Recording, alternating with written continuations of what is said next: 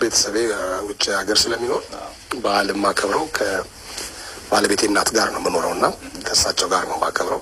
እሺ በፊት ያው ገና በተለይ ደግሞ ለልጆች ደስ የሚል በዓል ነው ይመስለኛል። ልጅ እያለን ምናምን ብዙ ነገር ስለምናደርግ እኔ ስለማድረግ ማለት ነው። አንተ እንዴት ነው ያደግከው በዓል ስታከብር? ገና ለምሳሌ ጽድ ቆርጥ ነው ለእኔ በዓል ሆያውዬ ነው ጭፈራ ኦልሬዲ ሳንቲም የማገኝበት። ሌሎቹ በዓሎች አሁን ጽድም ለመቁረጥ በሰፈር ውስጥ ተሳካ ነው የሆነ ጣራ ላይ ያስታውሳለሁ። አንዴ ታላቅ ወንድሜ ሊቆርጥ ወጥቶ ቤት ባለቤት ወጡ፣ እኔ ሮጥኩ። እሱ ላይ ነው ድምፁን አጥፍቷል። ሰውየው ሊገቡ ነው ጠበቅ፣ እሱ ላይ ነው ዛፍ ላይ መውጣት ይችላል። ምንድን ነው የምናገረው? ለቤት ምንድን ነው የምለው? እኔ ራቆኝ ያለው እንደዚህ ማለት ነው።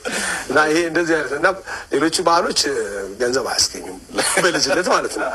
ሆያውዬ መጀመሪያው ሆያውዬ ነው። እንቁጣጣሽ ደግሞ ሲመጣ ስዕል የሚሸጥ ስላለ ስለዚህ ገንዘብ የሚያገኝ የሆነ 90 ሳንቲምም 40 ሳንቲምም ቢገኝ ሆያውዬ ነበረ አሪፉ።